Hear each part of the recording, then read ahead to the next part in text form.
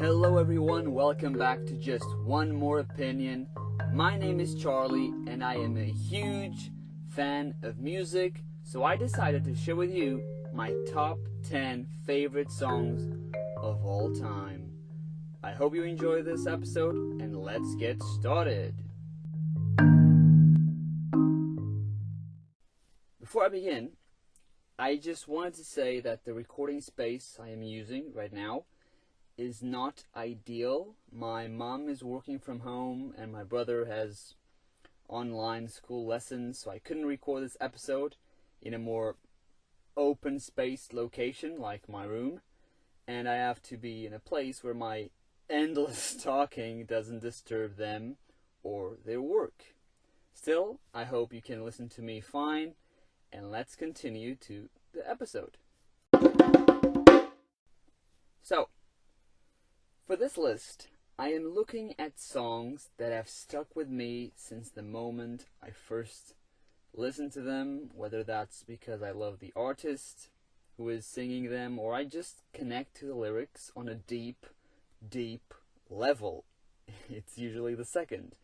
These are 10 songs that have become my all-time favorites. I only had one caveat during the devising of this list.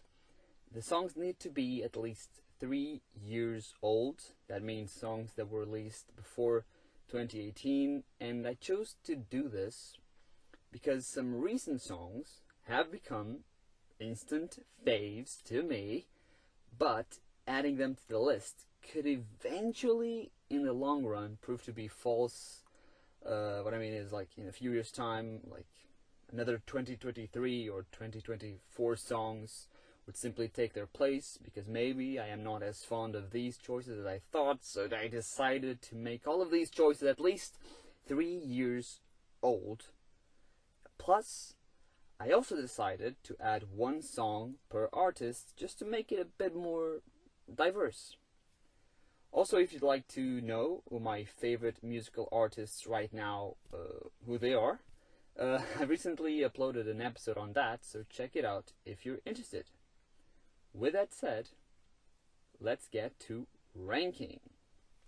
At number 10, Somewhere Over the Rainbow by Iz, released in 1990, and I listened to it around 2011, I believe, when I was in year 6, and I fell in love immediately by the smooth, almost dreamlike lyrics of the song, by the enchanting voice of Iz, and the rhythm always takes me back not only to my childhood years, but also to a peaceful place around summertime, a place I do not actually know, but somewhere blissful, somewhere, well, over the rainbow, where my problems seem small and the world and life are more beautiful and precious than sometimes we perceive them to be.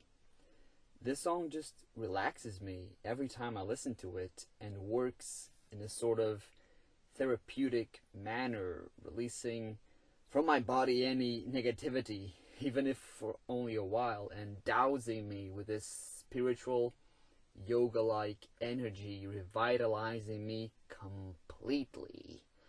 And yeah, I love the song, and I think you should too. At number 9, The Climb by Miley Cyrus. When I was a kid, I was a Disney Channel and Nickelodeon superfan, and I'm not embarrassed by that fact, and by the fact also that I watched more Hannah Montana and iCarly than sports. I just love these shows, and it was probably around 2009, when this song was released, that I first listened to it also. And the song is about dreaming, about doing something, being someone, and journeying towards that destination around all obstacles, despite all setbacks, firmly believing you can do it. And no matter what that final stop looks like or might look like, no matter if it is what you envision, It is the climb that matters, your perseverance, determination, your drive, and your endless desire to make that dream come true. And I would be lying if I said that this song didn't help me through university. And I would be lying if I said that sometimes I go against the lyrics' advice, the lyrics' main lesson nowadays. And yeah, when it all seems a bit more far-fetched. But whenever I listen to it, I just gain a burst of goal-directed stamina. And I realize that no matter where I am right now, no matter what I've still got on that old bucket list, the climb is more important than that, and it will never be finished. At number 8, I Hate You, I Love You by Gnash, featuring Olivia O'Brien, and this song was released in 2016. By this point in my life, I had already my eyes and ears wide open for the most recent tunes around, so I'm pretty sure I first listened to this song weeks or a month at most after release. And what I like about it is the combination of the voices and the raw, uncensored dialogue between both characters about this complex, crumbling relationship where love and hate seem to be the exact same thing, cohabitating inside both lovers. And what I love about this song is how it played constantly in my phone in the summer of 2016, which was a very interesting time period for me, one of the most memorable 3-month little chapters of my life for sure. And if you'd listened to any of my previous episodes, you know I'm quite big on nostalgia, so this song had to be up here for that reason as well. And although the narrative isn't relatable to me, it's this vulnerable essence around each word that really enticed me in the first place, and why it remains one of my favorite musical duets. At number 7, Bohemian Rhapsody by Queen, released in 1979, and most certainly not heard by yours truly in the first 20 years of its existence. My existence. I am a person. Yeah, that's for sure. I probably heard it for the first time whilst playing SingStar with my family on the PS2. So maybe around 2007, 2008. I'm not quite positive about that. But nevertheless, it is irrevocably one of the greatest musical stories of all time. A 6-minute spectacle, inventive in every sense, and thoroughly lived, inhaled, and sung by Freddie Mercury, who is a goat of the music industry. And Bohemian Rhapsody is undoubtedly one of the most famous Queen songs, and a showcase of their originality and artistry. I will never argue with that. But it's also a great challenge for any wannabe singers, or even real singers, successful singers for that matter, that is due once more to the diverse musical range employed by Freddie and the band in the creation of the song, which is one of the reasons it's so highly praised, and there is really nothing bad I can say about it. It's a Hall of Famer of a song, and that is the bottom line. At number 6, Hurt by Johnny Cash, released in 2002. The song was present in 2017's movie Logan, which is the final chapter for Hugh Jackman's Wolverine, but I am pretty sure I listened to it before that. However, it was around that year that the song really connected to me. And it's strange because on the surface, it's about someone reminiscing on his life, the bad things that they did, what they have become. And clearly this person is much older than me, so why would I even relate to someone feeling a bad juju nostalgic trip after a full life spent if I am only 21 years old? Well, if my subconscious had to guess, I would say that it is the fear of failure, or of future failure even.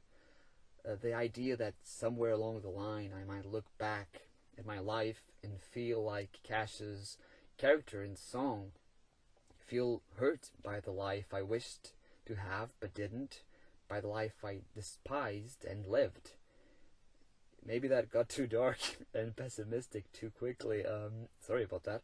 But hey, this podcast is all about vulnerability, and I have to speak my mind about this, speak honestly and openly. So yeah, hurt takes me to the darkest, furthest parts of myself, in that distanced future, looking back at the life I'm living now, which is not ideal, especially during all this. And there's this lack of pride and purpose that I find weirdly appealing about the song as well. It's quite visceral too, a sucker punch to the gut, without a question. And even though this is all too nihilistic for some, I see it as realistic and essential to at least consider. And that is why this song is one of my favorites. It makes me think, retrospect, and envision what could still be and what I can do to prevent that. At number 5, Unsteady by X Ambassadors, released in 2015, and it is easily their most popular and successful track since then. The story behind the song is about family and what goes through the mind of the child when their parents aren't in full synchronization. And although there is no such comparison between me and the protagonist of the song, I can still connect to this primal need for motherly and fatherly love, and to see the consequences of neglecting this human necessity. You can look at most all of the objectively bad or even evil people in the planet, and they will have something unfortunate going around their relationships with mother and or father. For example, if there was this guy who one day became president of a country and he was just terrible at it, a real villain to some, doing immoral things, lacking simple ethics, you can almost know that he had some issues with his father, some daddy issues, some lack of love maybe. Because nurture almost always beats nature. And you have to have been nurtured well enough as a kid to become a well-functioning adult and human being. Okay, I might have sidetracked too much. Going back, I apologize. But this another sort of gloomy song. This is another one of those that just makes me think, rationalize what I'm hearing, and not just enjoy the powerful voice of the lead singer, which is indeed freaking powerful, but Unsteady is just a great song in general. And it is the lyrics that makes it one of my absolute favorites as well. At number 4, Let's Hurt Tonight by One Republic, released in 2016 and used in the Will Smith-led movie Collateral Beauty, which I also recommend. And I have no logical reason as to why this song is so higher up, because in terms of lyrics, I cannot really relate to the core idea of it, and I do prefer some of my previous entries, stories and such, but in 2016, I was listening to this song constantly, and I mean constantly, even in 2017, at least for the first half of it. And since then, I have considered it to be one of my favorites, and I have no real reason why I like it so much. The narrative about a semi-toxic relationship is not something I am usually attracted to, and but the concept of comparing love to hurt is quite interesting. Probably the thing about it that I like the most. And the line, they say love is pain, well darling let's hurt tonight, is indeed quite good. It really shows the protagonist's need to mend this broken relationship, or at least try to give the circumstances of the falling out, try to give those some closure.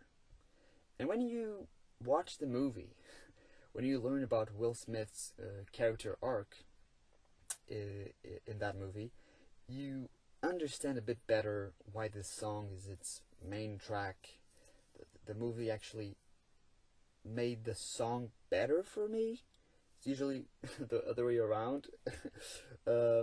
Plus, I quite enjoy most of One Republic's music. So maybe that's also a motive for it being so high, but it could have never surpassed my top 3.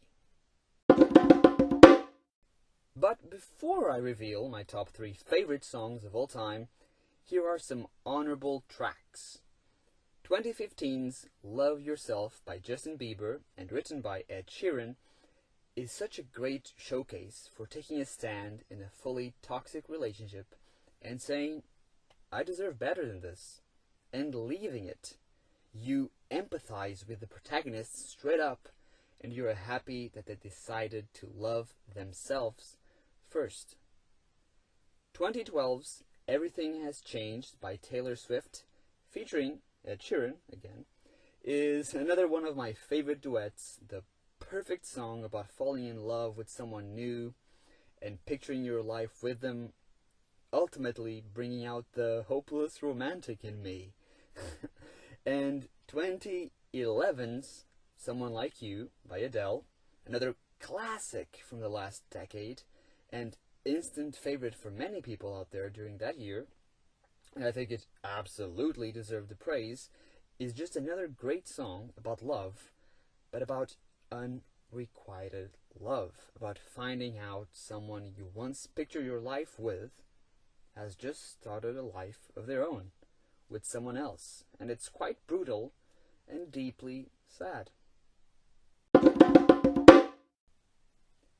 Okay, so at number 3, Demons by Imagine Dragons, released in 2012, and I believe I first listened to it around that time, maybe a year later. I'm not sure. What I am sure about is how good this song is, how great Imagine Dragons are. This particular classic of theirs, and that they have had a lot of those, is about facing one's own flaws, own inner demons, the part of us we hide or try to hide. And with a theme like this, how could I not fall for this song, you know? Acknowledging your own darkness is something so crucial in living an honest life, and admitting to your insecurities and mistakes, stepping out of your comfort zone and becoming vulnerable is such a special place to be at. I think everyone should feel like that at least at a certain moment in their life, just once, allowing yourself to be seen as you are, the good and the bad. And in my opinion, Demons embodies this intellectual stance. Since 2012, I have listened to this song almost every month, I believe. It has never left my mind or my playlists on Spotify, and I consider it to be one of the best, if not the very best, Imagine Dragons track. So yes, listen to it today if you want. If not, that's cool too, but you know where my demons hide, don't you? At number 2, Photograph by Ed Sheeran, released in 2014 and listened by moi around that time also, I believe. And Sheeran has been one of my favorite artists for a while now, and while I loved his Divide album, which was released in 2017, this song from his X album has remained my favorite of his, and in general, of course, it is on this list at number 2, so. And the main reason for why I love this track so very much is because nostalgia. Yes, again. And a photograph is the physical projection of a memory, a pathway towards a nostalgic mental breakdown, which I encounter many times during a year.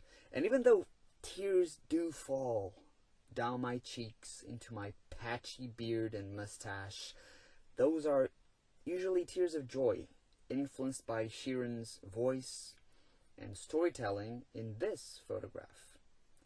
And it's funny because even though music usually invokes solely your sense of hearing, the title alludes to our sense of sight, and the lyrics expand that sensational suggestion to turn his words, our own photographs and memories, into vivid mental remembrances and celebrations. The rhythm of the song is also quite inviting, soft and sweet, joyful really, and those first 2 lines are some of the best initial lyrics of any song I've heard. I really love it, and I will never stop loving it.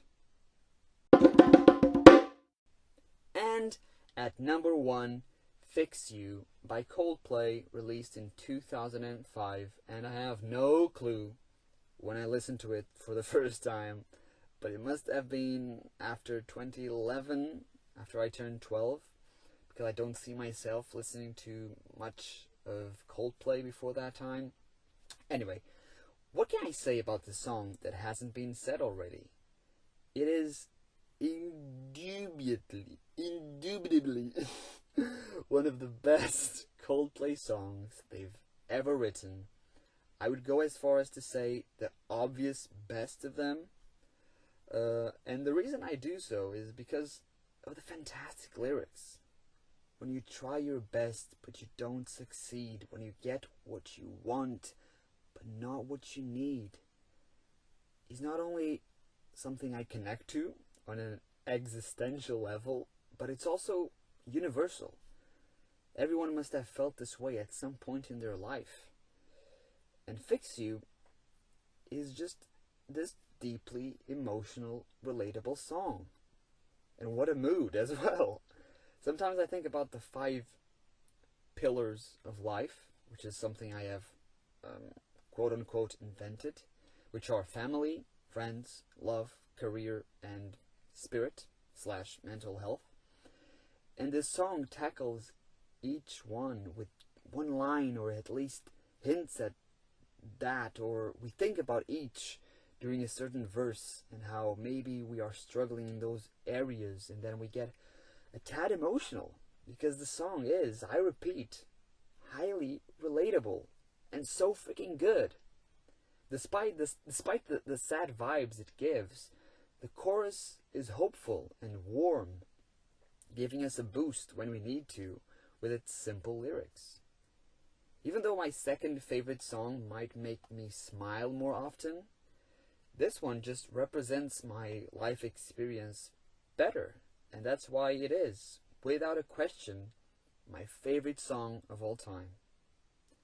And FYI, when I feel so tired, but I can't sleep, I listen to Coldplay's Fix You.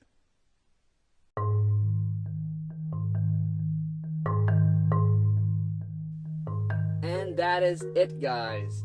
My top 10 favorite songs of all time. God, listing these have made me want to listen to them all ASAP. So I might do that now, actually. But hey, now I want to know about your favorite songs. So drop me a message on Instagram or Twitter, or just send me an email. All the links are in the description of the podcast. Because yeah, please, I'd love to know more about the few people that have been listening to me so far.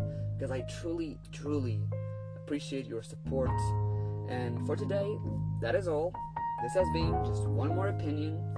I have been Charlie, and you have been awesome. Take care and goodbye.